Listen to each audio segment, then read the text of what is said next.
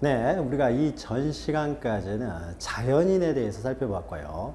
자, 우리 법에서는 권리의 주체로서 살아있는 사람에게만 권리의 주체성을 인정하는 것이 아니라 과거에는요, 사람에 대해서만 권리를 인정하였습니다. 그래서 권리 능력은 살아있는 사람만 인정되었던 것을 이제는 시대가 바뀌면서요, 필요에 따라서 법에 의해서 사람으로 취급되는 자가 있습니다.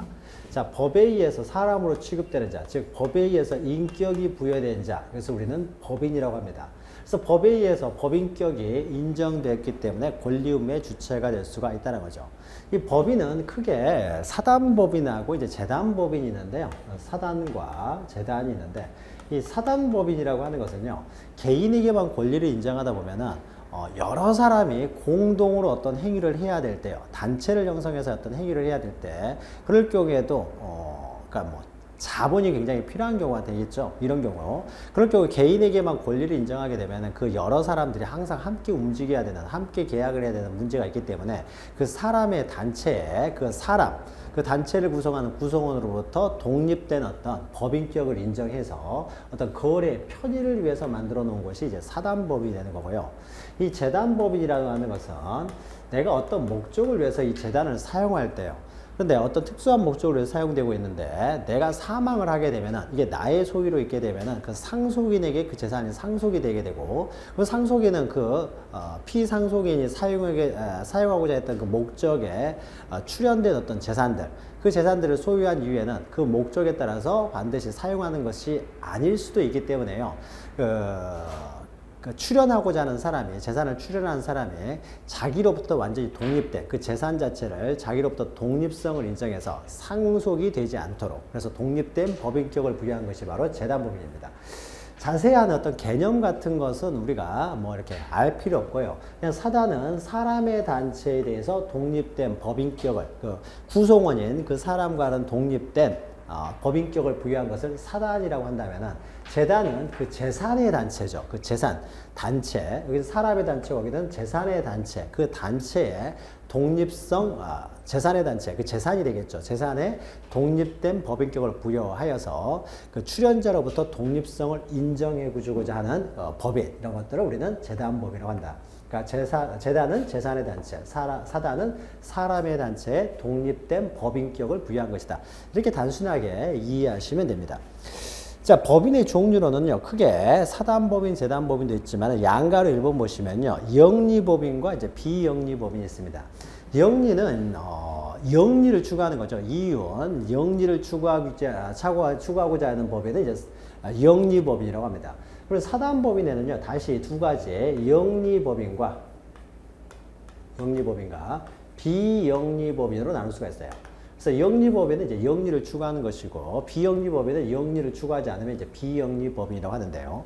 사단법인에는 영리법인, 비영리법인 둘로 나눌 수가 있지만, 재단법인은요, 다 비영리법인입니다. 비영리법이 돼요.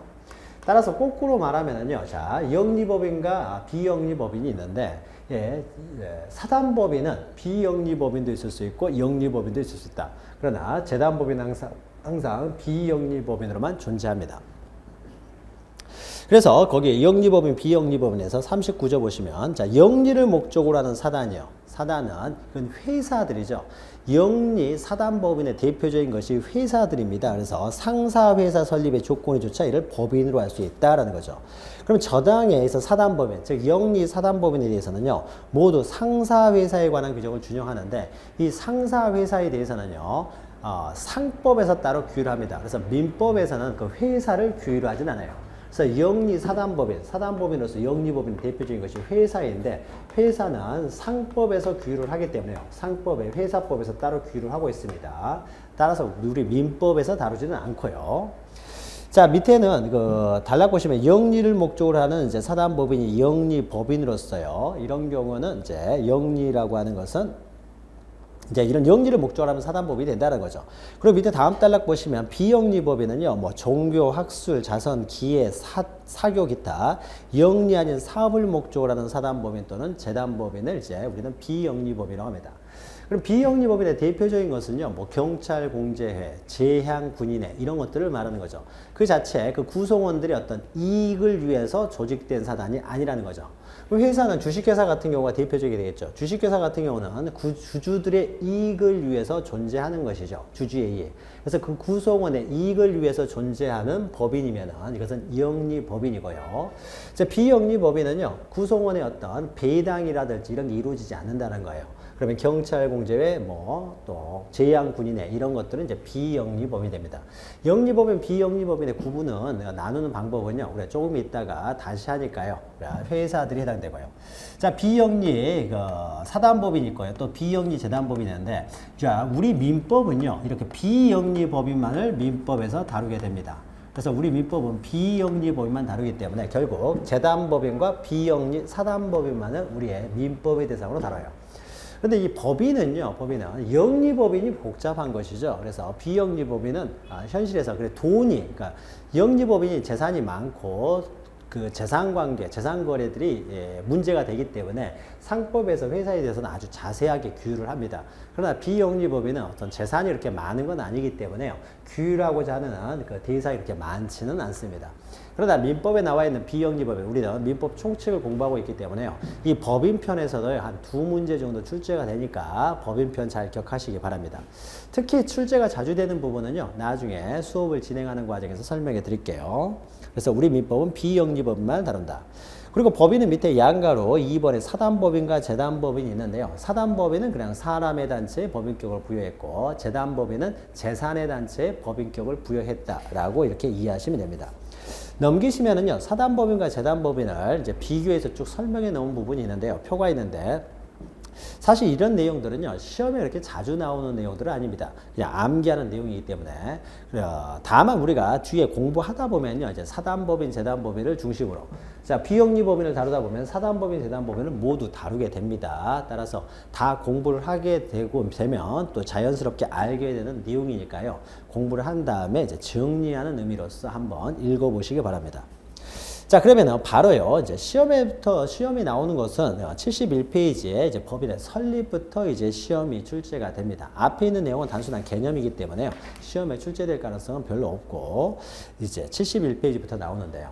자, 먼저, 법인에는 이제 사단법인, 비영리 사단법인과 비영리 재단법인이 있기 때문에 비영리 사단법인의 설립 절차, 비영리 재단법인의 설립 절차를 다룹니다. 자, 자연인은요, 태아가 모체 밖으로 전부 노출이 되면은 그때 권리는 이걸 취득하는 거죠. 근데 법인은요, 갑자기 하루아침에 법인격을 취득하는 것이 아니라 일정한 절차를 통해서 법인격을 취득하게 됩니다. 그래서 그 절차, 법인이 설립되는 절차, 즉 법인격을 취득하는 절차에 대해서 살펴봅니다. 자, 먼저요, 71페이지 상단에는 표가 있는데 이제 표 하나하나를 우리가 설명을 합니다. 그래서 여러분들은 이제 다 법인의 설립 절차가 모두 끝나게 되면은 정리하는 기분으로 이것을 한번 확인하시면 될 것 같아요. 자, 먼저 1 보시면 법인 법정주의에서요, 법인은 법률의 규정에 의해서만 성립될 수가 있습니다. 그러니까 독립된 법인격을 인정하는 것이기 때문에요. 법에 의해서 보호되는 거예요. 그래서 법에 의해서 인격, 즉 법인격이 부여되는 것을 우리는 법인이라고 하기 때문에요. 법인도 법에 의해서만 이제 설립될 수가 있다라는 겁니다. 그래서 법인은 법률의 규정에 의해서만 성립된다라는 것입니다. 이것을 법인 법정주의. 그러니까 법인은 자유롭게 자기가 마음대로 설립할 수 있는 것이 아니라 권리 능력이 있는지 없는지를 외부에서 우리가 알 수가 있어야 되겠죠. 공시가 돼야 됩니다. 그래야 우리가 이게 법인격이 있구나 없구나 해가지고 법인격이 있으면 그 법인과 직접 거래를 할 수 있지만은 법인격이 없으면은 그 법인과 직접 거래를 할 수가 없는 거죠. 그러면 결국 그 구성원들과 거래를 해야 되기 때문에요. 그 상대방 거래의 안전 이런 것들을 위해서 공시가 돼야 돼요. 그러면은 법적 절차에 따라서 이제 성립이 돼야 된다는 거죠. 법에 의해서 성립될 수가 있다는 것이고요. 자, 그러면 하나하나요. 비영리 사단법인과 비영리 재단법인. 재단법인은 모두가 비영리 법인이기 때문에요. 그냥 비영리 재단법인 하지 않고 재단법인에도 다 비영리 법이 됩니다. 그러나 사단법인은 영리 법인도 있기 때문에 앞에 이제 비영리 사단법인이라고 이제 설명을 해줘야 되겠죠. 자, 그러면 32조 보시면 비영리해야 돼요. 그래서 자, 보죠. 비영리법인의 설립과 허가해가지고요. 학술, 종교, 자선, 기회, 사교, 기타 영리 아닌 사업을 목적으로 하는 사단 또는 재단은 주무관청의 허가를 얻어 이를 법인으로 할 수 있다. 자, 주무관청의 허가를 얻어서 설립이 됩니다. 자, 양가로 1번 보시면요. 자, 목적이 비영리성이어야 된다는 거죠. 영리법인은요, 좀 더 엄격한 절차를 통해서 설립이 됩니다. 그리고 그 영리법인의 설립 절차는 상법에 규정이 되어 있고요. 그런데 비영리법인은요, 영리를 추구하는 것은 아니기 때문에 설립 절차가 조금은 간편하게 되어 있습니다. 그러나 간편하지만 그것도 법을 정해진 절차에 따라서 이루어져야 돼요. 자, 그러면은 이제 목적의 비영리성, 비영리성이라는 게 뭘 말하냐면요. 자, 보죠. 첫 번째 줄 학술, 종교 등을 목적으로 하는 것입니다. 자, 그런데 우리가 재향군인의 경찰공제회 이런 것들을 비영리법인이라고 했을 때요. 자, 경찰공제회는요, 뭐 경찰공제가 있으면요, 거기서 뭐 콘도 같은 거 이용하고 콘도 같은 걸 소유할 수 있습니다. 제향군인에도요, 콘도 같은 걸 가지고 있습니다. 그래서 콘도 같은 걸 만들어서요, 다른 사람한테 분양을 한다든지 또는 임대를 해준다든지 또는 수익사업 같은 걸 할 수가 있어요. 수익사업. 자, 그러면 수익사업을 하기 때문에 이것은 제향군인 아닙니까? 할 수 있겠지만요. 이 수익사업을 통해서요. 자, 제향군인회가 있으면 제향군인회에 이제 구성원들이 있겠죠. 제향군인회의 구성원들을 이제 구성원으로 해서 만들어 놓은 단체를 우리는 사단이라고 했죠. 사단법인. 자, 그러면 이 사단법인이요, 제향군인회가 수익사업을 합니다. 그러면 이때 수익사업에서 생긴 이득을요, 구성원에게 분배가 되는 것은 아니죠. 수익사업을 통해서 얻은 수입이 어디로 들어갑니까? 그냥 법인으로 들어갈 뿐인 것이지 그 수익을 그 구성원들에게 분배해 주지는 않습니다. 그러니까 이것은 영리성이 없다라고 하는 거예요. 주식회사는 어떻습니까? 주식회사가요, 사업을 통해서 얻은 이득이 있으면 어떻습니까? 주주들에게 배분이 이루어지죠. 자, 주식회사의 구성원을 특히 우리는 주주라고 하는 거죠. 그래서 사단법인의 구성원을 이제 사원이라고 하는데요. 사단법인의 구성원을 사원이라고 하는데, 특히 회사에 있어서요. 특히 주식회사에 있어서 그 구성원인 사원을 특히 이제 주주라고 합니다. 그러니까 주식회사의 사원이 주주가 되는 것이죠. 그럼 주식회사에서 나오는 수익은 어떻습니까? 주주들에게 배당이 되는 거죠. 배당이 되면은요, 이것은 영리법인이 되는 거예요. 그러나 비영리법인의 수익사업을 한다고 하더라도 그것이 구성원에게 배분이 되지 않으면은 여전히 이것은 비영리법인으로 봅니다.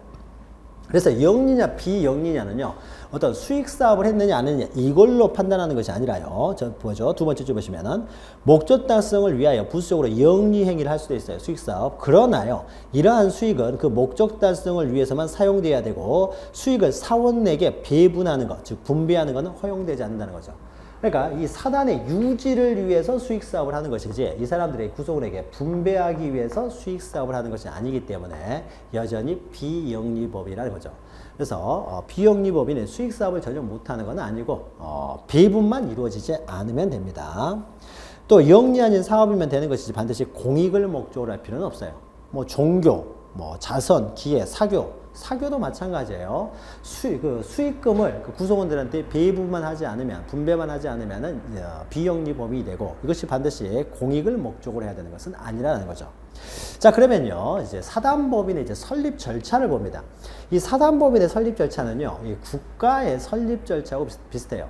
국가는 법인은 아니에요. 국가는 법인과는 좀 다른 존재입니다. 그 주권이라든지 외교권, 영토를 가지고 있기 때문에 일단 뭐 사람들의 단체인 법인과는 좀 구별되는 거예요. 그러나 이 국가도 국민을 구성원으로 하는 하나의 단체라고 볼 수도 있는 거죠. 근데 일반적인 단체하고 좀 차이가 나지만 비슷한 점들이 많이 있습니다. 그래서 국가가 설립되는 과정을 보면은요, 사단법인에 설립되는 과정을 우리가 이해할 수가 있어요. 자, 예컨대 우리 지금 대한민국이죠. 먼저 보죠. 대한민국이라는 우리나라 국호가 대한민국입니다. 자, 대한민국이 왜 우리나라의 국호가 대한민국이죠? 어디 써져 있습니까? 우리가 대한민국을 하는데 국호가 대한민국이라는 게 어디에 있죠? 우리나라 헌법 이름이 뭐냐면요. 헌법이라는 것은 미국에도 헌법이 있고 우리나라도 헌법이 있죠. 그러면은 우리나라 헌법은 보통 명사입니다. 그래서 우리나라 헌법은요, 정확하게 표현하면은 대한민국 헌법입니다. 이건 고유명사가 되겠죠. 그래서 우리 헌법 이름이 뭐냐면요, 대한민국 헌법 이렇게 되어 있어요. 그래서 헌법에서요, 국호를 대한민국 헌법 이렇게 되었기 때문에 우리나라 국호가 대한민국이 됩니다. 국호가 헌법에 이렇게 나와 있다는 것이죠. 자, 그러면요, 우리나라가 정부 수립을 한번 하는 과정을 보죠. 국가가 설립되는 과정입니다. 자, 우리나라 반만년 역사를 가지고 있지만 현재 우리나라의 정부는요, 언제 수립이 됩니까? 언제 수립이 되는지. 그러니까 반만년 역사하고는 좀 다른 거죠. 조선시대하고요, 우리는 민족의 동일성, 정통성은 계속 이어지고 있지만은 현재 그 정부 수립이요. 대한민국 국가의 수립은 언제 되느냐 보면은요. 자, 우리가 45년에 어떻습니까? 광복을 맞이하죠. 그 전에는 어떻습니까? 우리가 식민 통치를 받고 있었기 때문에요. 외교권이라는 주권이 없었죠. 그래서 대한민국이라는 정부가 없었던 것이죠. 대외적으로는 없었던 것입니다. 대외적으로는. 그러다가 48년도 어떻습니까? 48년도 이렇게 해야 되겠죠? 45년도 어떻습니까? 8월 15일 날 이제 광복을 하게 되고요. 자, 우리나라 정부가 언제 수립이 됩니까? 정부 수립일은 45년에 광복이 되고요. 광복됐다고 해서 대한민국 정부가 바로 수립되는 건 아니죠. 48년 8월 15일 날 이제 대한민국 국가가 탄생을 하는 거죠. 국가. 뭐 정부가 수립됐다, 국가가 수립됐다, 뭐 동일한 의미입니다. 국가가 이제 설립이 되죠. 수립이 됩니다. 자, 법인은 이제 설립 이렇게 하지만 이제 국가 같은 거는 이제 수립이 되는 거죠. 정부가 수립이 됐다라는 거죠. 자, 그러면은요, 이때 3년간 뭐 했겠습니까? 3년간은 광복을 통해서 바로 정부가 수립되는 것이 아니라요. 자, 보죠. 대한민국은 아무것도 없이 우리가 대한민국 전부 다 하게 되면은 대한민국이 그러면 너희 나라는 군주제를 취하느냐, 공화제를 취하느냐, 너희 나라의 영토는 어디서부터 어디까지가 되느냐, 너희 나라의 국민은 누가 되느냐, 너희들은 대통령제를 취하느냐, 의원내각제를 취하느냐, 이런 것들이요 모두 다 구성이 된 다음에 대한민국이 수립되는 것이지, 야, 우리 대한민국 수립되었다 이렇게 했다고 해서 바로 대한민국이 되는 건 아니죠. 영토나 주권이 누구에게 있는지 이런 것들이 모두 결정이 되고 대한민국이 수립되는 것이죠. 따라서 광복이 됐다고 해서 바로 대한민국이 수립되는 것은 아니고요. 우리의 국가를 어떻게 만들 것인지, 그러니까 주권을 누구에게 있다고 할 것인지, 영토를 어디까지 할 것인지, 그 다음에 대한민국의 구성원인 국민은 어디까지로 범위를 정할 것인지, 이런 모든 것들, 또 대통령제를 취할 것인지 아니면 의원내각제를 취할 것인지, 이런 모든 것들을 정하고 정부가 수립이 되어야 정부가 되는 것이지, 이런 아무것도 없이 정부가 수립될 수는 없는 거죠. 따라서 광복이 된 이후에요, 이런 것들을 만드는 과정을 이제 거칩니다. 그래서 국민의 대표라고 하는 사람들이 모여가지고요, 국민 대표들이 모여가지고 주권을 누구에게 있다고 할 것인지 등등에 대해서 다 결정을 합니다. 그러면 결정을 하기 위해서는 그 많은 사람들, 국민 대표라고 하는 사람들이 모여가지고요, 여러 토의, 협의를 거치게 되겠죠. 그 기간이 3년이 걸린 겁니다. 그리고 나서 정부가 수립하기 때문에요. 자, 그리고 나서 이 사람들이 3년 동안에 다 이걸 정했습니다. 국호는 뭐로 할 것인지, 대한민국 영토는 어떻게 할 것인지, 의원내각제를 할 것인지, 대통령제를 할 것인지, 이런 모든 것들을 다 정했으면 그것을 문서화 이제 시켜야 되겠죠. 문서화 시켜 놓습니다. 그 정해놓은 것을 문서화 시켜 놓은 게 뭐냐? 이것이 바로 헌법이 되는 거죠. 헌법. 주권은 누구에게 있고 영토는 어디가 되고. 자, 그래서요, 대한민국 정부 수립일은 8월 15일입니다. 그런데 우리의 제헌절은 언제입니까? 헌법을 만든 날은 언제죠? 헌법이 굉장히 중요한 겁니다. 헌법이 만든 날은 언제죠? 7월 17일이 제헌절이 되겠죠. 그럼 7월 17일은 몇 년도 7월 17일이겠습니까? 이것이 바로 48년도 7월 17일이에요. 그러니까 정부 수립 전에 어떻습니까? 헌법이 먼저 만들어진다는 거죠. 헌법을 먼저 제정을 하고요. 그리고 그 헌법에 따라서 정부가 수립되는 거예요. 자, 그러면은 우리 정부를 어떻게 구성할 것인지는 어디에 다 나옵니까? 헌법에 다 나오는 거죠. 헌법에 다 서면화를 시키고요. 그러면은 헌법을 제정을 할 때 어떻습니까? 이미 대한민국이 어떻게 돼요? 실체는 이렇게 다 실체가 형성이 된 거죠. 실체가 형성이 됩니다. 대한민국 헌법이 만들어져 가지고 공포가 됨과 동시에 이 나라는 민주공화국이나 국민은 어디까지구나, 영토는 어디까지구나, 이런 것들이 이제 다 정해지게 되는 거죠. 실체가 이미 형성됐습니다. 그리고 정부 수립은 어떻게 됩니까? 이 한 달간은 뭐이겠습니까? 행사 준비하는 거죠. 행사 준비. 행사 준비를 통해 가지고요, 여기저기 사람들 부른 다음에 어떻습니까? 대외적으로 이때 어떻게 돼요? 공포를 하는 거죠. 우리는 이런 국가를 만들었습니다. 헌법을 제정을 통해서 국가의 실체가 형성이 되고, 그렇죠? 국가의 실체가 형성이 되고, 우리는 이런 국가를 만들었습니다라는 것을 8월 15일 날 공포를 하는 것이죠. 공포. 자, 그러면은 이 공포라고 하는 것은 정부 수립 이날은 어떻습니까? 형식적인 거죠. 이거는 형식적으로 공포를 하는 것이고, 실질적으로 대한민국은 언제 수립이 된 것입니까? 헌법을 제정했을 때 이미 이제 국가로서의 실체는 다 형성이 됐기 때문에 일대 어떻습니까? 실체가 다 형성된 것이죠. 그래서 이 3년이라는 시간 동안에는 뭘 만들었냐면요. 헌법 만드는 작업을 한 거예요. 헌법. 헌법을 어떻게 만들 것인가. 이것은 결국 대한민국을 어떻게 만들 것인가, 수립할 것인가에 대한 논의가 됐던 것이죠. 자, 그러면 법인에 있어서도 마찬가지입니다. 법인도. 그래서 요게 이제 실체 형성 행위가 될 것이고요. 이것은 형식적인 하나의 절차적인 내용이 되겠죠. 공포하는 것은 절차적, 형식적인 것이 됩니다. 자, 그러면 우리가 사단법인을 만들 때요. 자, 사단법인이니까 만약에 동문회를 한다고 해보죠. 동문회. 자, 어느 학교를 졸업한 사람들이 이제 동문회가 아직 없어요. 한 5기 정도가 졸업을 했는데 동문회가 없다. 그래서 동문회를 하나 만들자. 자, 동문회는 그 학교 졸업, 고등학교를 졸업한 사람들의 모임이니까 이것도 사람의 단체가 되겠죠. 자, 사람의 단체니까 이제 사단을 만들려고 합니다. 자, 사단을 만들려고 하면은 몇 명이 나서는 사람이 있겠죠. 그래서 그 사람들을 우리는 발기인이라고 합니다. 졸업생들이 한 뭐 1000명이 있다 그러면 1000명이 모두 모여서요. 헌법을 제정하는 거 아니죠. 전 국민이 모여서 어떻게 헌법을 제정합니까? 국민의 대표자라는 사람들이 있겠죠. 대표자. 대표자라고 하는 사람. 이 사람들이 모여가지고 어떻게 됩니까? 헌법을 제정을 하는 거죠. 전 국민이 모두 모여서 헌법을 제정할 수는 없으니까. 따라서 이 법인을 만들 때 동문회를 하자라고 나서는 사람이 한 10명이 있다. 그러면 그 10명을요. 법인을 만들고자 하는 나서는 사람을 해서 이 사람은 발기인이라고 합니다. 이 발기인들의 모임을 먼저 갖습니다. 발기인들의. 그래서 한 10명 정도가요. 종문회 졸업생은 한 1000명이다 그러면 발기 모임을 가져요. 단체를. 그래서 이 발기인들이 모여가지고요. 이제 협의를 하겠죠. 우리가 장차 만들고자 하는 법인은, 사단법인은, 동문회는 과연 어떻게 만들 것인지, 구성원은 어떤 사람으로 할 것인지, 그리고 회비는 얼마씩 내게 할 것인지, 또 무슨 목적을 위해서 우리가 만들 것인지, 이런 자세한 내용들 어떻게 돼요? 이 10명에서 계속 회의와 회의를 거쳐서 협의를 하는 거죠. 그리고 몇 달을 거쳐서 협의를 한 다음에 이 사람들이 이제 결국 만들었습니다. 그러면은 우리 모임은 명칭은 이렇게 하기로 하고 어떠한 목적을 위해서 존재하는 것을 하고 그 다음에 구성원은 어떻게 하고 한 달의 회비는 어떻게 할 것이다. 이런 것들을 다 만들었으면요. 이것을 문서화하겠죠.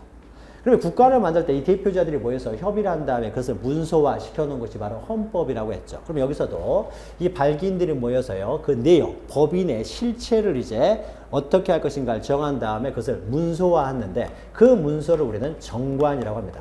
국가에 있어서는 헌법과 비슷한 내용이 되겠죠. 헌법과 비슷한 내용. 정관을 만들게 됩니다. 그러면 그 정관 안에 이 법인이 하고자 하는 모든 내용들, 법인의 실체들이 모두 어떻습니까? 형성이 되는 거죠. 법인의.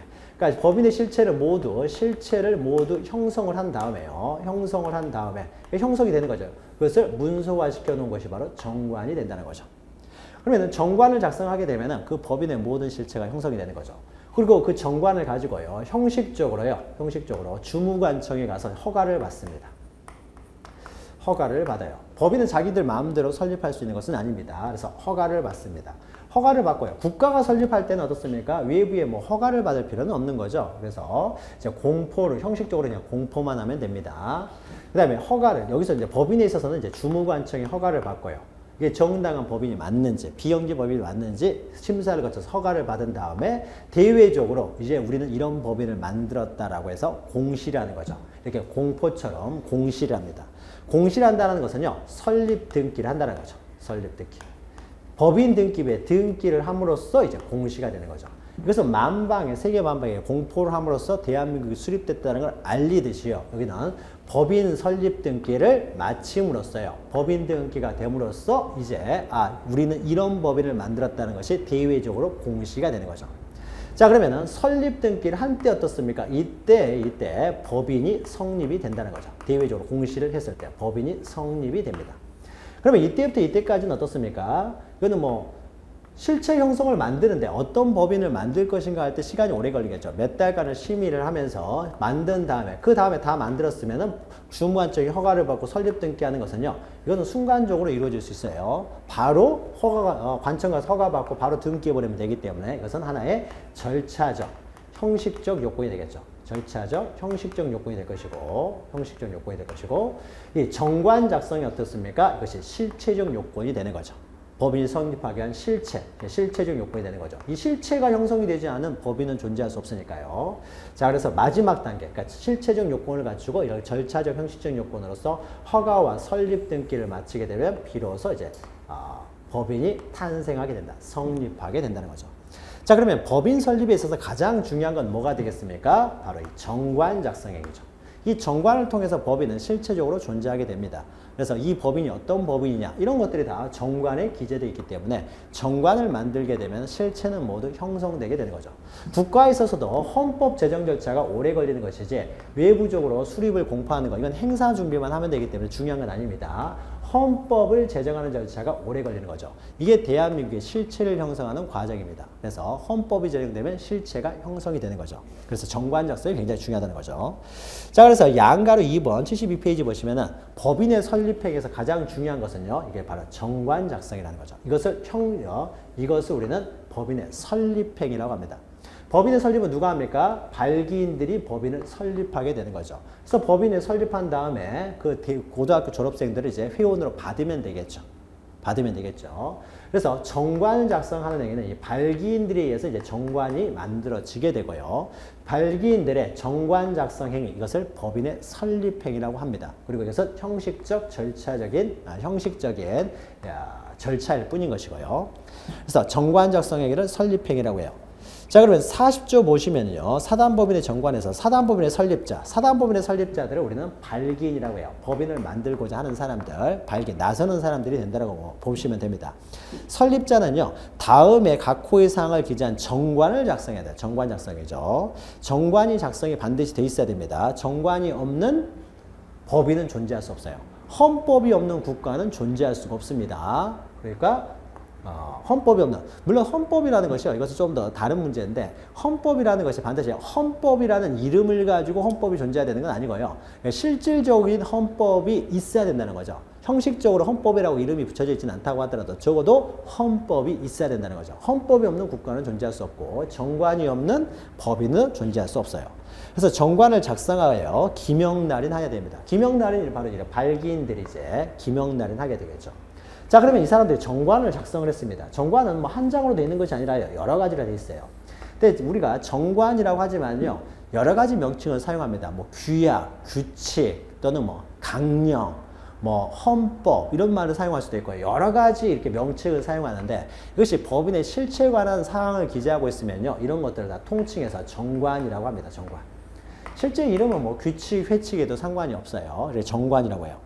그러면 정관에 반드시 들어가야 될 내용이 뭐냐면요. 사단법인을 설립할 때는 자, 정관의 1조는 항상 이런 내용이 납니다. 자, 모임을 만들었을 때는요. 우리는 무엇을 위해서 이 모임을 만들었는지 그 목적이 들어가겠죠. 자, 동문회를 만들었다 그러면 어떻게 돼요? 어느 일정한 고등학교를 졸업한 사람의 친목과 그 다음에 그 고등학교 졸업한 그 고등학교의 어떤 발전을 위해서 이 모임은 존재한다 라는 것이 목적이 가장 먼저 나오겠죠. 무엇을 위해서 우리는 이 법인을 만들었느냐, 이게 지금 목적이 있겠죠. 이 목적은 굉장히 중요합니다. 정관에 정해지는 목적. 보통 이 목적이요, 항상 제 1번에 나오는 것이 일반적이죠. 무엇을 위해서 만들었는지. 그 다음에 명칭. 이걸 외울 필요는 없습니다. 외울 필요는 없고요. 그 다음에 명칭이죠. 우리의 동문의 이름은 무엇으로 하겠다라는 명칭이 나오죠. 우리나라도 국호가 어떻게 됩니까? 국호가 이제 대한민국이 되는 거죠. 그러니까 단체마다 명칭이 있는 거죠. 그래서 명칭을 정하게 되고요. 그 다음에 이제 자연인은 주소가 있듯이 이 법인도요. 법인도 어떤 거래 행위를 하려면은 주소가 있어야 주소를 중심으로 어떤 거래 행위를 해야 되기 때문에요. 주소에 해당하는 사무소 소재지를 이제 기재합니다. 사무소 소재지. 그래서 법률 행위를 한다든지 돈을 갚을 때는 그 사무소 소재지에서 변제가 이루어질 테니까요. 사무소 소재지. 그러니까 법인과 비슷하죠. 일반 그 자연인과 사무소 소재이고요. 그 다음에 사업 보시면 자산. 자산이라는 것은 무슨 회비 이런 걸 되겠죠. 그러면 동문회 만들면 한 달에 회비는 얼마로 할 것인지 이런 것도 정해야 되겠죠. 그래서 자산과 관련된 사항을 정하게 되고요. 그 다음에 5 보시면요. 이사의 임면에 관한 사항. 이사의 임면에 관한 사항입니다. 자, 법인은요. 상법상에 이렇게 영리법인에 있어서는요, 회사 같은 경우는 대표이사라는 게 있습니다. 그러니까 이사들이 있고요, 대표이사가 있어가지고 그 대표이사가 회사를 대표하게 됩니다. 그래서 대표에서 외부와 행위를 하게 되는 거죠. 우리 대한민국 같은 경우는 대한민국을 대표하는 사람이 누굽니까? 대통령이죠. 그래서 대통령이 대한민국의 이름으로 미국과 조약도 맺고 하게 되는 거죠. 그래서 국가는 항상 대표자, 국가도 대통령이라는 대표자가 있어야 되는 것이죠. 뭐 의원내각제 하는 데는 뭐 수사학이 뭐 대표한다든지 하겠죠. 그래서 대표자가 있어야 되듯이 법인 자체가 살아있는 사람은 아니기 때문에 법인이 행동을 하려면은 그 대표자를 통해서 이제 법인이 행동을 하게 되니까 반드시 대표자가 있어야 되는데요. 그 대표자가요, 비영리법인에서는 이사가 대표합니다. 그래서 우리가 학교법인 같은 경우가 대표적인 재단법이 되는 거죠. 그러면 학교법인 같은 경우에요, 대표이사라는 단어를 사용하지 않죠. 이사장이라는 단어를 사용하는 거죠. 그래서 이사들의 장이라고 해서 이사장이라고 할 뿐이지 대표이사라는 개념은 없습니다. 그래서 이사가 여러 명 있으면요, 각 이사가 그 법인을 대표하게 됩니다. 대표자를 어떻게 뽑을 것인지 그러니까 어떻게 임명하고 때로는 어떤 경우에 이제 파면할 수 있고 이런 것들에 대한 사항들을 기록을 해요. 이사의 성명을 기록하는 건 아닙니다. 이사는 항상 또 바뀔 수가 있는 거죠. 대표자는 바뀔 수가 있어요. 우리 헌법이 어떻습니까? 대통령 이름이 들어가지는 않죠. 대통령을 어떻게 선출하느냐, 선출 방법은 들어가죠. 그래서 5년의 단임제를 취하고 있고 국민의 선거에 의해서 대통령을 선출한다. 이런 말만 헌법에 들어가지 헌법에 대통령 이름까지 들어가는 건 아니죠. 마찬가지로 이 정관에도요, 이사를 어떻게 선임을 할 것이냐 또 해임을 할 것이냐 이런 내용은 들어가지만 이사 이름이 들어가는 건 아닙니다. 임명 방법이 들어가지 성명 이런 것들이 들어가지는 않아요. 그럼 보통 이제 뭐 총회에서 과반수 출석, 과반수 찬석에 해서 이사를 선임할 수 있다. 뭐 이런 내용이 들어가겠죠. 그 다음에 6번째는요, 대표자가 있어야 될 것이고, 그 다음에, 자, 사단법인은요, 사원을 구성원으로 하는 단체이기 때문에 그 사원 자격이죠. 누가 구성원이 될 수가 있느냐? 자격이죠. 그러면 동문회를 만들었으면 어떻습니까? 일정한 고등학교를 졸업생들만 이 법인에 가입할 수 있다. 그래서 그 자격, 구성원의 자격이 되겠죠. 이런 사람들만 들어올 수 있다. 헌법에도 대한민국 국민이 될 수 있는 자격이 나옵니다. 대한민국 국민은 누가 될 수 있느냐 이런 것들이 나오는 거죠. 마찬가지로 사원 자격이 나오고요. 그 다음에 7번 보시면 뭐 존립시기라든지 아니면 해산 사유를 정했을 때는 그 시기와 사유도 정합니다. 그런데 존립시기나 해산 사유를 정하지 않을 수도 있어요. 영구히 법인이 유지하기를 바라면은 해산 사유, 존립시기를 정하지 않을 수 있고요. 정하지 않았을 때는 그 시기나 사유는 정하지 않아도 되고 만약에 정했다라면은 해산 사유나 존립시기를 정했으면은 그 시기나 사유도 기록합니다. 자, 우리가 뭐 법인 그러면은 사단법인 그러면 동문회 같은 거 생각할 수도 있지만 뭐 팬클럽 이런 것도 가능합니다. 팬클럽이요. 요새 뭐 잘 나가던 뭐 걸그룹이 어떤 걸그룹이 있죠. 뭐 걸스데이가 잘 나간다. 그러면 어떻습니까? 우리 걸스데이 팬카페를 만드는 거죠. 그러면 어떻게 돼요? 사람들의 모임에서 팬카페를 하나 만듭니다. 그러니까 몇 명이서 나서는 거죠. 발기인들 나서가지고 팬카페 하나 만들다는 거죠. 팬카페 만들려면 그 몇 명, 10명이 모여가지고요. 우리는 걸스데이의 팬카페를 만들면서 어떻게 돼요? 뭐 명칭도 정하게 되고 여러 가지 사항들을 다 정하게 되는 것이죠. 정해가지고요. 정관을 작성하면 됩니다. 정관을 작성해가지고 거기 어떻습니까? 팬클럽 팬. 명칭도 정하고요. 사무소 소지를 정할 수도 있고요. 자산, 회비 얼마씩. 그 다음에 대표자를 어떻게 뽑는지, 그리고 구성원은 어떻게 할 것인지. 구성원은 뭐 걸스데이를 좋아하는 사람이라면 누구든지 가입할 수 있다. 이렇게 뭐 정해도 되는 거죠. 그 다음에 이제 존립식의 해산 사유 해가지고 이렇게 적을 수가 있겠죠. 걸스데이가 해산되기 전까지. 이렇게 그러면 해산 사유 이런 걸 정할 수가 있겠죠. 또 존립 시기도요. 뭐 걸스데이가 뭐 30살이 될 때까지. 그러면 시기도 정할 수가 있는 것이죠. 이런 것이 있으면 정할 수가 있다라는 것이죠. 자, 이렇게 정관을 작성하게 되면 이 정관 안에 뭐가 있습니까? 이 법인의 모든 내용, 중요 내용들이 다 들어가 있게 되는 거죠. 물론 여기에요. 이것만 반드시 적어야 되는 것은 아닙니다. 그리고 기타요. 기타 더 여기서 추가해서 더 적을 수도 있어요. 그래서 실제로 정관은요, 몇 장으로 될 수도 있습니다. 더 적고 싶은 것은요, 자기들이 만들어서, 이건 이렇게 하자, 이건 이렇게 하자 해서 합의가 되면은요, 그런 내용들이 모두 들어올 수도 있습니다. 들어올 수도 있어요. 그러나 최소한 이것은 들어가 있어야 된다는 거죠. 최소한의 내용이 된다는 겁니다. 자, 그러면은 이렇게 정관을 작성한 다음에요. 맨 마지막에요. 발기인 10명이 있으면요, 10명들이 어떻게 돼요? 이름을 적고 여기다가 도장을 찍습니다. 사인을 한다는 거죠. 10명. 그러면 이런 것들이 이제 정관을 작성한 행위가 되는 거죠. 우리가 어떤 문서라고 했을 때는요, 그 작성자의 사인이 있어야 돼요, 도장에. 그래야만이 우리는 문서라고 할 수 있는 거죠. 그래서 누가 작성했는지 알 수 있어야 되겠죠. 그래서 발기인들이 여기다 사인을 하게 됩니다. 서명 날을 하게 되는 거죠. 그러면 이제 정관 작성회의가 끝나게 됩니다. 정관 작성회의가 끝나면은 요걸 만드는 과정에서 이제 협의가 이루어지고 이게 다 끝나게 되면은 법인의 설립회의가 이제 끝나게 되는 거죠. 실체가 형성이 되고 그 다음에 설립회의가 끝나게 됩니다. 자, 반가로 1 의 보시면요. 사단법인의 설립행위는 이렇게 2인 이상의 설립자가 이렇게 기명날인해서 정관을 작성하는 행위가 설립행위라는 거죠. 이게 설립행위예요. 정관을 작성하는 행위가 설립행위가 된다는 거죠. 그럼 실질적으로 정관의 주요 내용이 다 결정이 되니까요. 자, 2인 이상의 기명날인하여 사단법인의 정관을 작성하는 서면에 의한 요식행위. 자, 요식행위라고 하는 동그라미 치시고요. 반드시 정관은 서면으로 만들어야 됩니다. 구두로 정관을 작성할 수는 없어요. 반드시 서면, 정관이라는 서면으로 작성해야 되기 때문에 이것은 요식행위가 되고요. 그래서 비영리 사단법인을 설립하려면 사람의 단체니까 2명 이상은 반드시 있어야 되겠죠. 그래서 발기인 2명 이상의 사인이 있어야 됩니다. 그래서 설립자가 발기되는 거죠. 그 설립자가 법인의 내부 조직에 관한 근본 규칙, 즉 정관을 정하여 서면에 기재하고요. 기재하고 그 다음에 기명날에 이름 적고 사인을 해야 된다는 거죠. 아니면 도장을 찍는다든지 이러면은 정관 작성회가 끝납니다. 자, 반가로 2번 보시면 이런 설립행위의 법적 성질해 가지고요. 이것은 그냥 합동회의다. 결론만 기억하십시오. 우리가 법률행위에는요, 크게 두 가지로 일단 나눌 수가 있어요. 하나의 의사표시에 의해서 성립되는 법률행위를 우리는 단독행위라고 하고요. 단독행위. 2개 이상의 의사표시에 의해서 이루어진 법률행위를 계약이라고 합니다. 자, 그러면요, 계약이라고 하는데요. 자, 계약은요, 2개 이상의 의사표시가 있지만 그 의사표시가 서로 대립되는 거죠. 한 사람은 팔고, 한 사람은 사고, 한 사람은 빌려주고, 한 사람은 빌려받고. 그래서 2개 이상의 이렇게 대립되는 의사가요, 대립되는 의사에 의해서 이루어지는 법률행위는 계약이에요. 자, 그러면 이 내용을 보죠. 재단법인 설립행위를 보죠. 자, 재단법인 설립행위는 최소한 2사람 이상이 필요하기 때문에요. 2사람 이상이 있어야 행위를 할 수가 있기 때문에 이것은 단독행위는 아니에요. 단독행위는 아닌데 그럼 계약에 해당하느냐? 이거와 관련돼서요. 계약은 어떻습니까? 서로 대립되는 의사, 대립되는 2개의 의사가 존재했을 경우에는 계약이에요.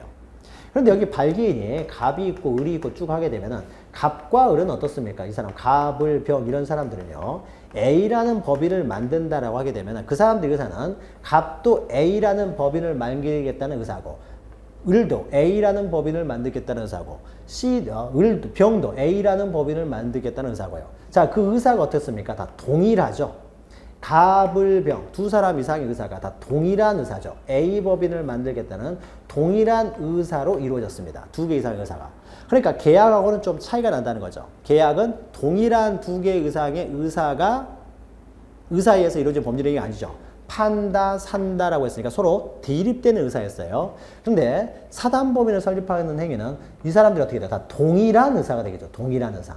갑을 병은 다 동일한 의사가 2개 이상이 모여가지고 이루어진 행위이기 때문에 계약과는 좀 다르다, 성질이. 그래서 이런 행위를 합동행위라고 합니다. 합동행위. 개념만 그냥 기억하시면 돼요. 합동행위라고 한다라고까지만 기억하시면 돼요. 그래서 사단법인의 설립행위를 합동행위라고 한다. 이것만 기억하세요. 합동행위라고 한다. 계약과는 다른 합동행위라고 한다는 거죠. 그러면 합동행위는요, 우리가 법률행위 종류를 나눌 때 합동행위는 사단법인 설립행위 딱 하나밖에 없습니다. 이 하나만 합동행위예요. 그리고 합동행위에 해당되는 것은 없다라고 보시면 됩니다. 자, 그러면 반가로 3번 보시면요. 정관의 기재사항. 이게 이제 필요적 기재사항이 되는 거죠. 반드시 있어야 될 필요적 기재사항. 여기에 대해서는요, 반드시 있어야 돼요. 없으면은 이것은 정관이라고 볼 수가 없기 때문에 허가가 안 납니다. 허가가 안 나요. 자, 그리고 동그라미 2번 보시면은요, 임의적 기재사항이 있죠. 자, 필요적 기재사항 이외에도요, 얼마든지 당사자들은 기타 사항들, 임의적 기재사항들을 정관에 집어넣을 수가 있습니다. 자, 임의적 기재사항은 없다고 하더라도요, 허가가 날 수 있는 사항이죠. 반드시 있어야 되는 사항은 아니에요. 그러나 임의적 기재사항들도요, 일단 정관에 기재가 되면은요, 이건 정관에 기재되어 있기 때문에 이 임의적 기재사항을 변경하려고 하더라도요, 이런 경우에도 정관 변경 절차를 거쳐야 됩니다.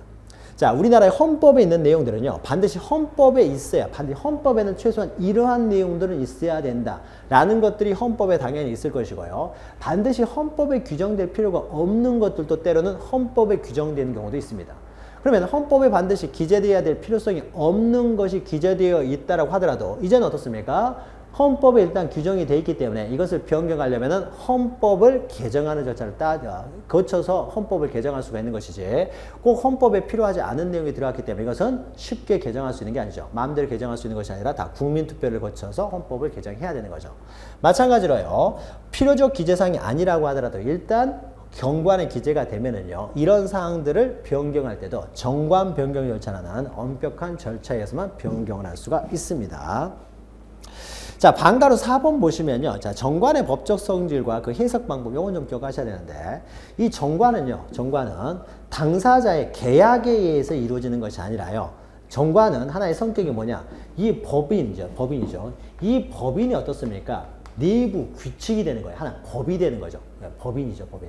법인에 있어서요, 자기들의 내부 법이 되는 거죠. 헌법이 우리나라의 법이 되듯이요. 그러면 우리나라 법 안에서 이 정관은 그 법인들에 대한 어떤 법인 안에서의 내부 규범이 되는 거죠. 법인의 규범이 됩니다. 규범. 이것은 규범이 되는 것이지 계약이 되는 것이 아니에요. 그러니까 교회 같은 경우에도요. 교회도 단체이기 때문에 정관, 헌법, 강령 이런 것들이 있습니다.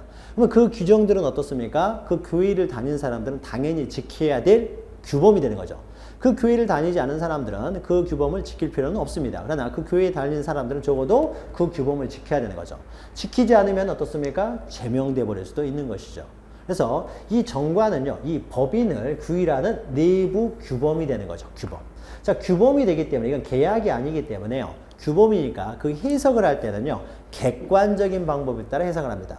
그 규범의 의미가 무엇인지를 객관적으로 해석을 한다는 거죠.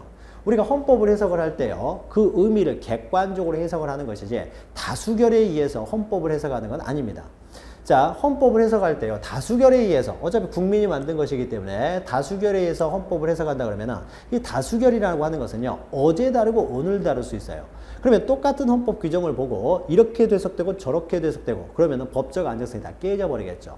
따라서 헌법을 객관적으로 해석해야 되기 때문에 헌법을 객관적으로 해석하는 기관으로서 헌법재판소가 있는 거죠. 거기서 객관적으로 해석하라는 것이죠.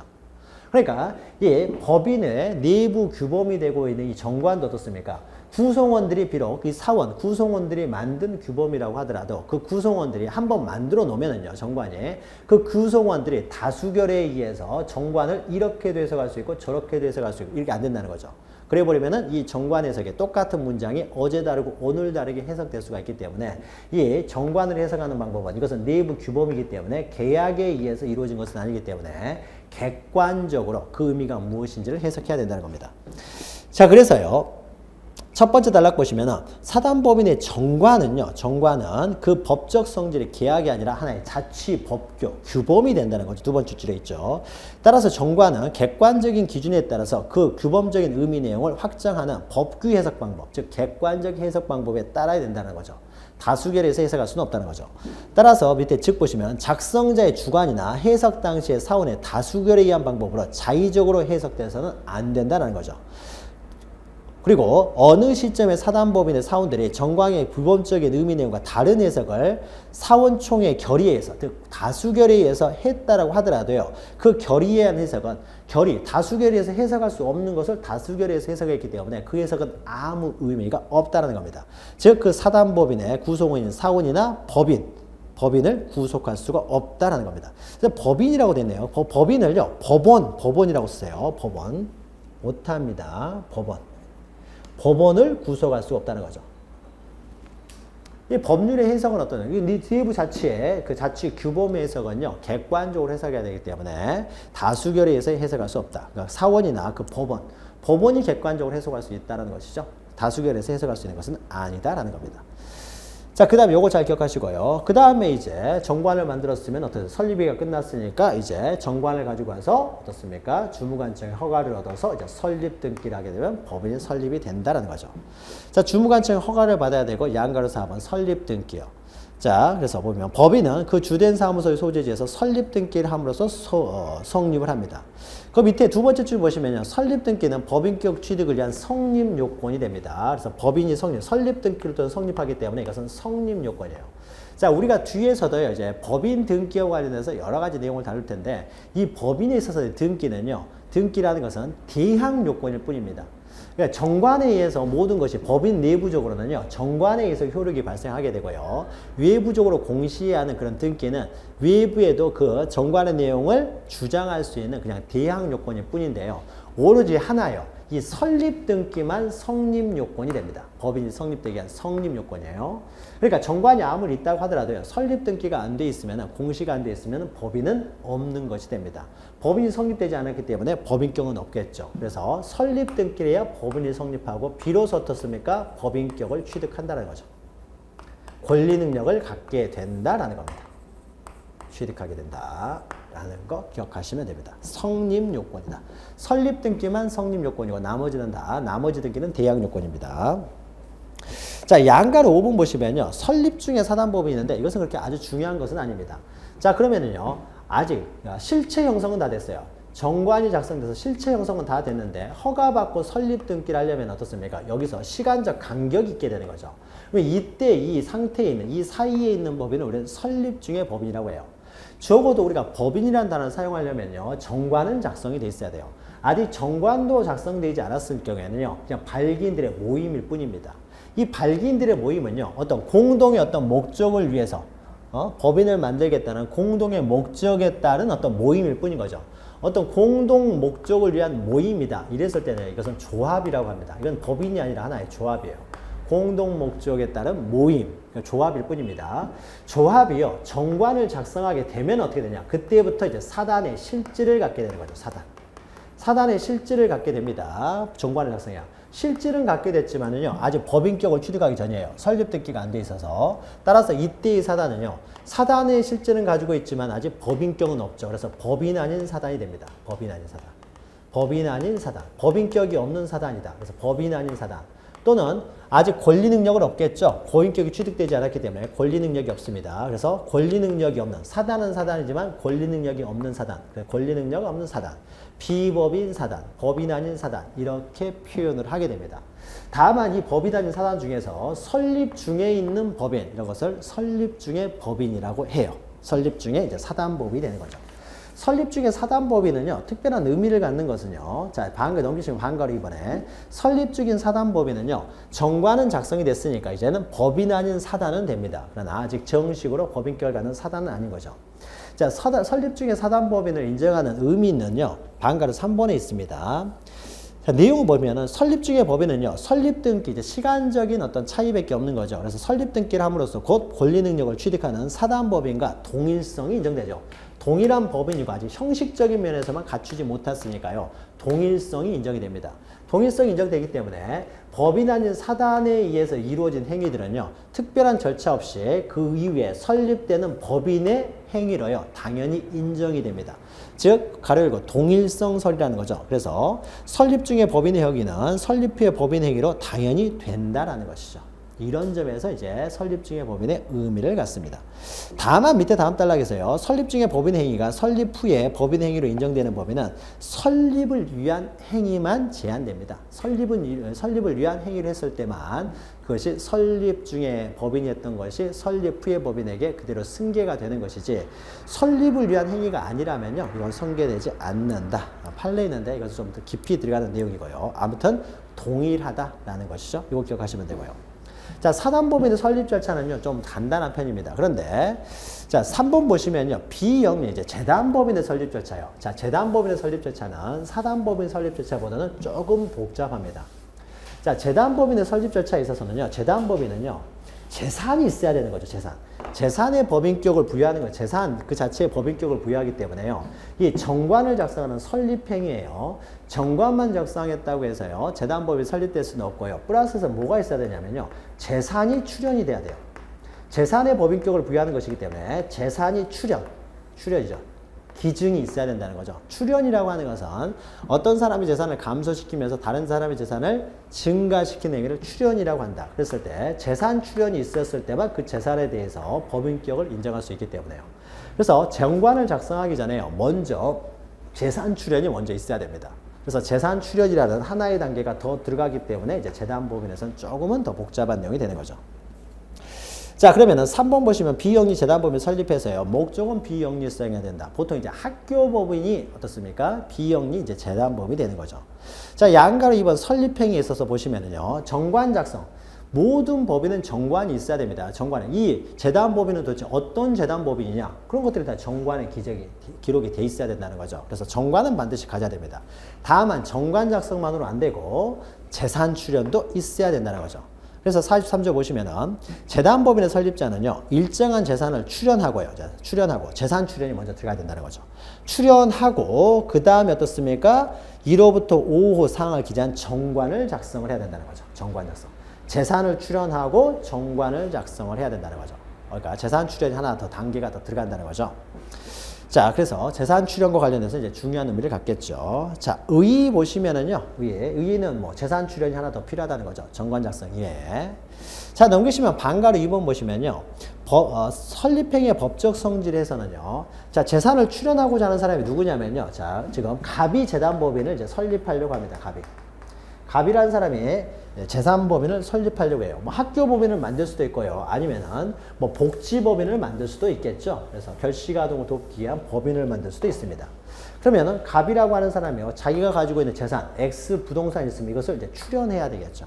그래서 이 부동산으로부터 나오는 수익금을 가지고 결식아동을 돕는다든지 하게 되겠죠. 그래서 이 재산의 법인격이 부여가 되어 있는 것이기 때문에 정관 작성을 하기 전에 재산 출연이 먼저 있어야 된다는 거죠.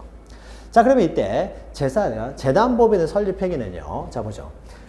우리가 사단법인 설립행위는요. 2사람 이상이 필요하다고 했습니다. 그렇죠? 사람의 단체이기 때문에. 그래서 2개 이상의 의사표시가 필요하기 때문에 단독행위는 아니에요. 그런데 갑이 재단법인 설립하려고 합니다. 그럼 갑이 어떻습니까? 이런 법인을 설립하려고 하면은 자기 방에 들어가 가지고요. 어떤 재단을 만들 것인지는 자기가 곰곰이 생각해 보면 되겠죠. 누구랑 토의할 필요도 없는 거죠. 자기가 자기 재산 출연해 가지고 재단법인 만드는 것이기 때문에 갑은 그냥 혼자 가서 어떻습니까? 정관 작성하면 됩니다. 따라서 재단법인에 있어서요. 재단법인의 정관 작성 행위는요. 정관 작성, 설립 행위는 재산 출연 이렇게 하는 게 낫겠네요. 설립 행위는요. 먼저 어떻습니까? 재산을 출연하고요. 재산을 출연하고 정관을 작성해야 된다는 거죠. 정관 작성. 그러면은 재단법인에 있어서 이 정관 작성 행위는요. 혼자서 하면 되잖아요. 갑이. 따라서 이것은 단독 행위라는 거죠. 단독 행위. 혼자서 하면 되기 때문에 단독행위다. 그럼 이때 재단법인 설립하는 정관을 작성한다면 누구를 보여줘야 되는 거 아니죠? 뭐 내가 자랑하듯이 옆에 사람들한테 이렇게 보여줘야 성립되는 건 아니죠.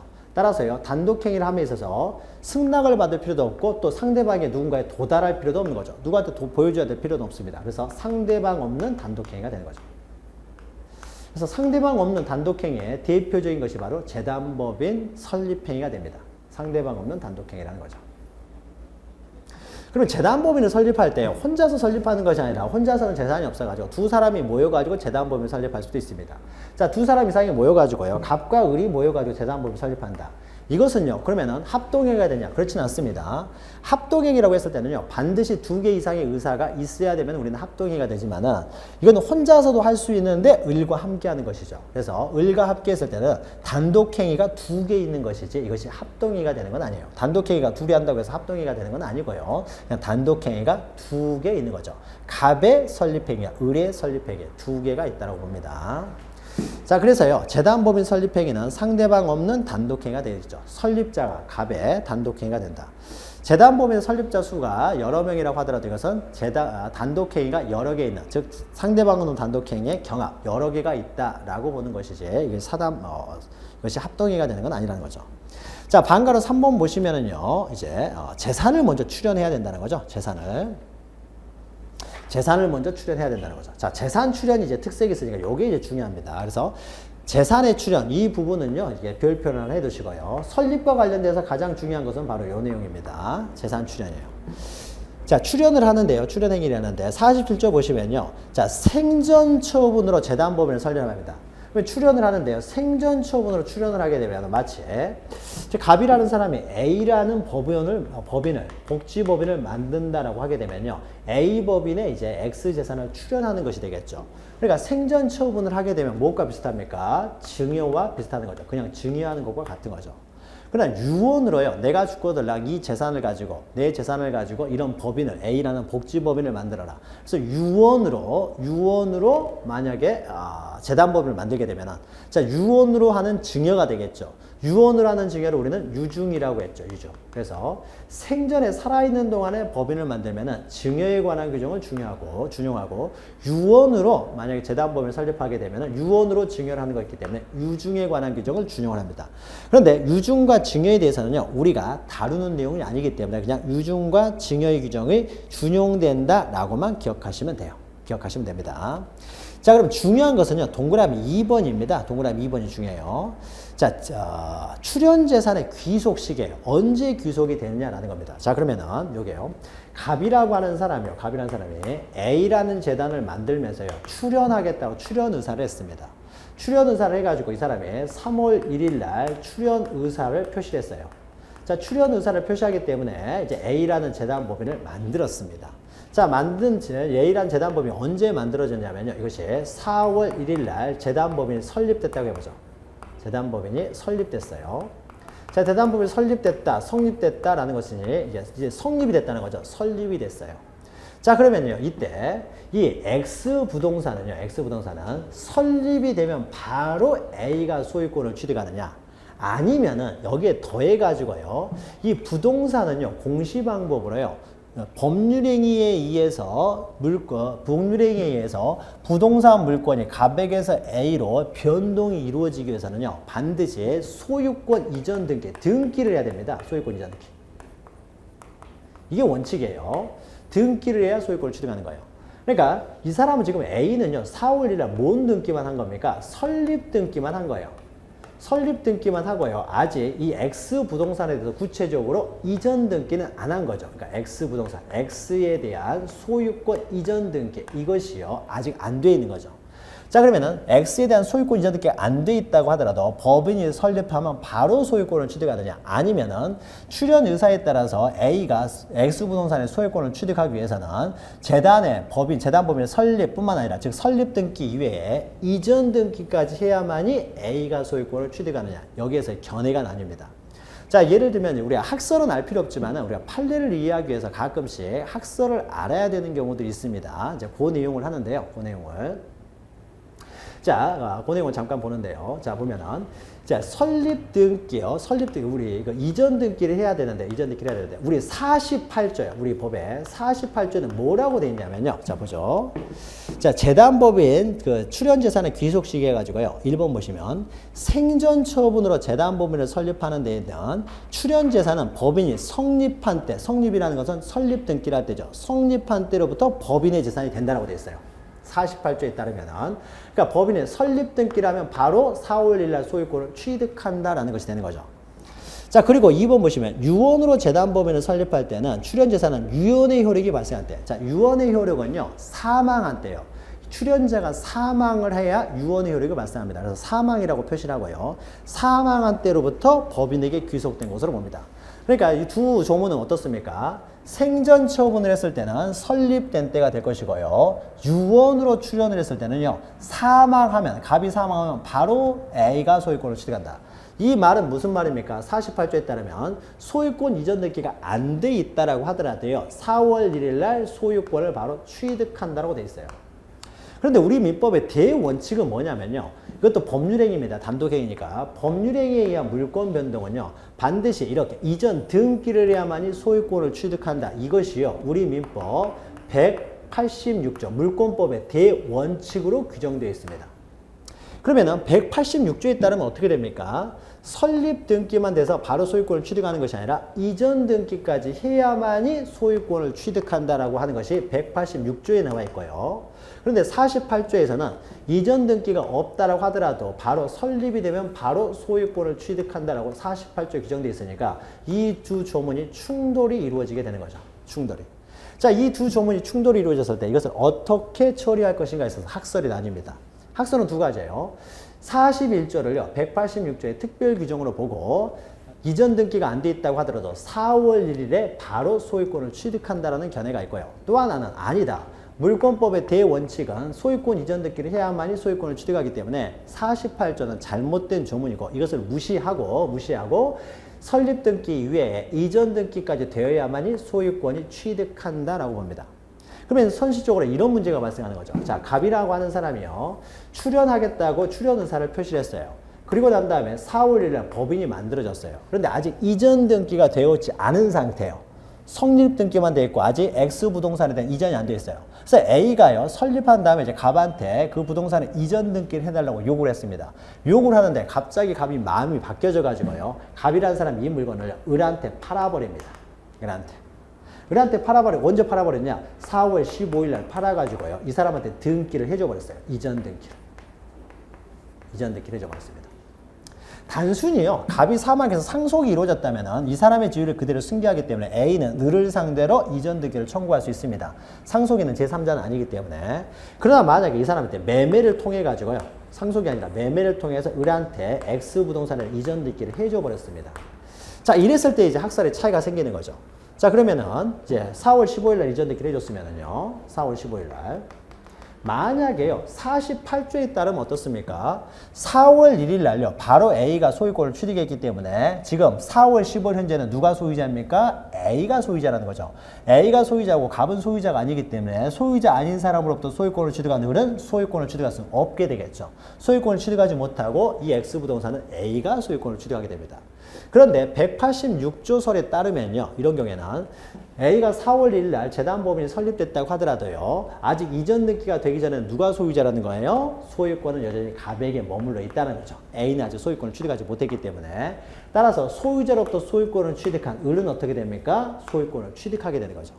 즉, 을이 소유권을 취득할 수 있느냐 없느냐가 어떤 견해에 따라서 달라지는 거죠. 그러면 중요한 것은 우리 판례입니다. 판례는 어떻게 보고 있냐면요. 이제 판례를 알아야 되는데, 우리 판례는요, 갑과 A 사이, 출연자와 법인 사이에서는요, 이 두 사람 사이의 관계에서는, 출연자, 법인 사이의 관계에서는 48조에 따라서요, 4월 1일 날 소유권을 취득한다고 봅니다. 다만 4월 1일 날 소유권을 취득했지만은 이게 제3자가 있을 경우에, 이렇게 제3자에게도요, 자기가 자신의 소유권을 주장하기 위해서는요, 이전 등기가 돼 있어야 된다고 봐요. 따라서 A가 4월 1일 날 소유권을 취득했지만 아직 이전 등기가 되어 있지 않았으면은 갑에 대해서는 자기가 소유자라고 주장할 수 있지만 제3자 을에 대해서는 아직 이전 등기가 안 되어 있기 때문에 소유권을 주장할 수가 없게 된다는 거죠. 소유권을 주장할 수 없기 때문에 을이 소유권을 취득하게 된다는 거죠. 아직 이전 등기가 안 돼 있다라면. 자, 이렇게 해서요, 예, 제3자와 법인에 이렇게 조화롭게 해결을 하고 있습니다. 자, 그 내용이요, 2번부터 해가지고요, 밑에 75페이지부터 76페이지까지 위에까지 있는 내용이에요. 자, 76페이지 상단에 보면 출연재산의 귀속 시기에 관한 판례 검토해가지고요, 방금 설명했던 내용이 이제 여기 써져 있습니다. 자, 그 내용이에요. 그래서 판례가 갑이, 보죠. 우리가 읽어보면 갑이 2002년 4월 1일에 자신의 토지, X토지를 출연하여 A 장학재단 법인을 설립하고 A 장학재단 법인은 9월 1일에 설립 등기가 마쳐졌습니다. 성립이 됐다는 거죠. 그런데 그 후 갑은 10월 1일에 사망하였고요. 갑의 상속인 을, 자, 갑의 상속인 을이 있는데 여기서 상속인이 또 나오죠. 상속인까지만 넘어갔을 때는요, 상속인은 갑의 지위를 그대로 승계하기 때문에 A는 상속인에 대해서는 소유권을 주장할 수 있어요. 그런데 이 상속인이 어떻습니까? 상속을 받은 이 을이라는 사람이 다시 처분해버렸죠. 상속을 받은 을이요. 그 다음에 어떻습니까?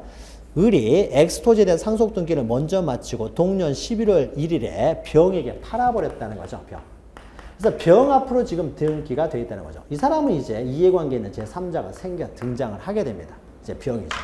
병이 등장을 했어요. 그러니까 병 앞으로 어떻습니까? 설립 등기만 됐지 아직 이전 등기를 하기 전에 병 앞으로 이전 등기가 돼버렸다는 거죠. 그럼 누가 소유권을 취득한다고요? 이때는 병이 소유권을 취득한다는 거죠. A는 설립 등기가 되어 있지만 이전 등기가 되지 않았기 때문에 그 소유권을 제3자에게는 주장하지 못한다라는 겁니다. 이럴 경우에 X 토지의 소유권은 A와 병 중 누가 갖느냐에 있어서요, 판례에 따른 결론 해가지고 있죠. 설립 등기가 됐다고 하더라도 설립 등기 될 때 일단 소유권을 취득하지만 아직 이전 등기가 안 돼 있으면은 제3자에 대해서는 소유권을 주장하지 못하기 때문에 병이 소유자가 된다라는 겁니다. 자, 그리고요, 반가로 4번은 간단하죠. 정관 작성해가지고요, 출연재산의 귀속 시기가 중요하고 그 다음에 정관을 작성하는 거죠. 자, 이 정관 작성과 관련돼서요, 보통 사단법인에 있어서는 이제 7개를 작성을 하는데요. 7개 중에서요. 재단법인은 구성원이라는 게 없죠. 사원이라는 것이 없기 때문에 사원의 자격 이런 내용은 어떻습니까? 이런 것들은 나오지가 않겠죠. 기재할 필요가 없고요. 또 재단법인 그 자체는 영속성을 목적으로 하기 때문에요. 해산식이나 뭐 해산사유나 존립시기 이런 것들을 기재하지 않아도 됩니다. 그래서 이 두 가지를 제외하고 5가지만 기재하면 돼요. 자, 그렇다는 것이고요. 자, 그 다음에 반가로 5번 마지막으로 정관의 보충이 있는데요. 그러니까 우리가 그러면은 이제 재산 출연하고 정관 작성하고요. 그 다음에 이제 다 끝났으면 허가 받아가지고 설립 등기를 하게 되면은 이제 법인이 이제 성립되게 되는 거죠. 법인이 성립, 법인격을 취득하게 된다는 거죠. 다만 이 재단법인의 작성, 그 정관 작성 내용과 관련돼서요. 재단법인이 설립되기 위해서는 최소한 그러면 몇 개가 있어야 됩니까? 5가지는 정관에 기록이 돼야 돼요. 5가지는. 그런데요, 이 갑이라고 하는 사람이 사망을 하면서 유언으로 재단법인을 설립합니다. 그래서 유언장을 이렇게 써요. 유언장을 쓰면서요. 자, 이 사람은 이제 재단법인 설립할 수 있습니다. 그래서 유언으로 재단법인을 설립하는데요. 유언장을 쓰는 과정에서요. 내가 가지고 있는 X 재산은 결시가동을 돕는 법인을 만들어라. 그 목적을 정합니다. 결시가동을 돕는 목적을 정해놓고 이런 재단법인을 만들어라 라고 하는 거죠. 그리고 이 재산은 내가 가진 이 재산으로는 이런 목적의 법인을 만들어라 라고만 하고 사망해버렸어요. 유언장을 쓰고. 자, 그러면은 이 유언장만으로 이제 법인을 설립하려고 하는데 법인을 설립하기 위해서 나머지 뭐가 있어야 됩니까? 목적이 있고 자산은 있지만요. 명칭, 사무소 주소지라는 이사의 임명 방법 요 3가지가 어떻습니까? 요 3가지도 어떻습니까? 정관에 기록이 돼야 되는데 이것은 정하지 않고 이 2가지 자산에 관한 내용과 목적만 정해놓고 이제 사망을 해버렸다는 거죠. 자, 그러면요. 나머지 3가지가 없기 때문에 재단법인을 설립할 수가 없게 되겠죠. 이걸 다 만들어서 재단법인을 설립해야 되는데. 자, 이와 관련돼서요. 자, 그러면 유언장을 쓸 때요. 우리가 재단법인을 어떻게 설립하느냐. 재단법인에 있어서의 정관 기재사항 이런 것들을 우리가 다 알 수는 없잖아요. 갑이라는 사람이. 그냥 자기가 어떻게 돼? 이걸 사회에 출연하겠다라는 의사지. 이것을 다 알면서 재단법인을 설립할 수 있는 능력. 이런 뭐 유언장 이거 다 기재하면서 유언할 수 있는 능력 되는 사람이 별로 없죠. 그러면은 이게 빠져가지고 3개가 빠져있기 때문에 야 이걸로는 정관을 작성할 수 없다. 그러니까 재단법인을 설립할 수 없다라고 하게 되면은 이 사람의 유지에도 어긋나는 거고 사회적, 공익적으로도 별로 좋은 게 아닌 것이죠. 이 사람의 뜻에 맞춰서 그 다음에 공익적인 측면에서 재단법인을 설립하는 것이 타당하겠죠. 자, 그러면 재단법인에서 가장 중요한 게 뭡니까? 모든 법인에서 가장 중요한 것이 목적이죠. 목적. 무엇을 위한 단체냐. 목적이 가장 중요한 것이고요. 그리고 재단법인에서 가장 중요한 것은 재산에 대해서 법인격을 인정한 것이기 때문에 재산이 중요합니다. 그러면 목적과 재산 이 2가지가 정해져 있으면요. 중요한 내용은 다 정해져 있다는 거죠. 그럼 나머지 저기 2번하고 3번하고 5번 이건 별로 중요한 내용은 아니라는 거죠. 이 중요한 내용을 기재하지 않았다고 해서 이것 때문에 법인이 어떻게 됩니까? 설립되지 못하는 것은 유지에도 어긋나기 때문에요. 만약에 이런 내용을 적지 않고 사망했을 경우에는 사무소 소재지나 명칭, 이사 임명 방법 이건 별로 그렇게 중요한 것은 아니기 때문에 이런 경우에는요. 이것은 법원에서 보충할 수가 있다는 겁니다. 법원에서 나머지 부분을 타당하게 보충을 한 다음에 설립시킬 수가 있다는 거죠. 이것이 바로 정관의 보충입니다. 그런데 다만요. 유언장에요. 무엇을 목적으로 이게 없다든지요. 아니면 어느 재산으로 재단법인을 설립해야 된다. 이런 재산에 관한 내용이 없으면요. 이것은 보충할 수 없어요. 가장 중요한 내용은 들어가 있어야 되고 나머지 부수적인 3가지 내용을 보충할 수 있을 뿐입니다. 자, 그래서 44조 보시면은요. 자, 재단법인의 설립자가요. 그 명칭, 또 사무소 소재지, 그 다음에 이사의 임명 방법을 정하지 않고 사망한대요. 나머지 2가지요. 목적과 자산은 반드시 정해야 됩니다. 이것을 정하지 않으면요. 정관 보충이 안 되는 것이고요. 나머지 3가지만 정하지 않았을 때요. 사망한 때는 이때는 이해관계에 따른 검사에 청구해요. 법원이 이를 정할 수가 있다. 법원이 이를 보충해가지고요. 재단법인을 설립할 수가 있다라는 거죠. 이것이 바로 정관의 보충 내용입니다. 그래서 정관에 빠진 내용이 있으면 정관을 보충하고요. 또 재산 출연을 통해 가지고 주무관청의 허가를 받아서 이제 설립 등기를 하게 되면은 재단법인이 설립되게 됩니다. 성립하게 된다는 거죠. 자, 지금까지 해서요. 그러면 이제 결국 이제 법인격을 취득하게 되겠죠. 그래서 법인격, 재단법인이나 사단법인이 법인격을 취득하는 절차, 법인격을 취득하는 절차에 대해서 살펴보았습니다. 자, 그러면 취득된 이렇게 법인격에 의해서 과연 이제 법인은 어떠한 능력을 갖게 되는지 그것은 잠시 후에 살펴보도록 하겠습니다. 잠시 후에 뵙겠습니다.